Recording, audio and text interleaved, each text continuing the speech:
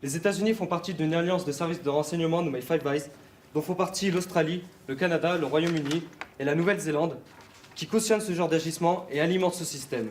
Émus, très émus, ces lycéens ont 8 minutes pour convaincre leur auditoire. La voix est parfois chevrotante, mais tous défendent courageusement une cause et dénoncent des atteintes aux droits de l'homme. Liberté individuelle, harcèlement scolaire ou encore le calvaire vécu depuis des mois par la ville syrienne d'Alep. Un jour, les Syriens ont fait un rêve immense. Ils ont rêvé de liberté, rêvé de démocratie, ils ont rêvé de droit. Mars 2011, on a sonné le glas. Les Syriens vivent un cauchemar.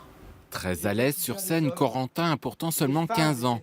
En classe de seconde au lycée Notre-Dame de Nevers, il est passionné d'actualité et souhaite devenir un jour avocat. Pour le thème de sa plaidoirie, c'est l'indignation née de la situation en Syrie qui l'a guidé.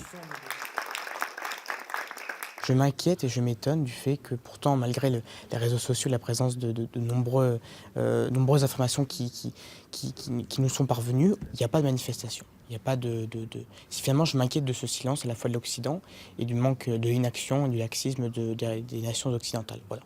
L'enfant doit bénéficier d'une protection spéciale. Une maturité impressionnante chez ces jeunes de seconde, première ou terminale. Et surtout, quelle éloquence, de quoi impressionner les membres du jury, pourtant habitués, comme cet avocat, à ce genre d'exercice. On encourage ce genre d'initiative, initiative qui existe quand même depuis 20 ans pour le mémorial de Caen. Mais malheureusement, c'est pas assez développé. Je veux dire, au quotidien, ou à la semaine, au mois, c'est des ateliers qu'on voit pas assez souvent et qu'il faut encourager, bien sûr. Côté palmarès, Corentin a obtenu le premier prix de ce concours et représentera en janvier la région à Caen pour la finale nationale. Mais quoi qu'il en soit, ces 11 lycéens peuvent être fiers. Ils ont démontré que l'éloquence, comme le talent, n'attend pas forcément le nombre des années.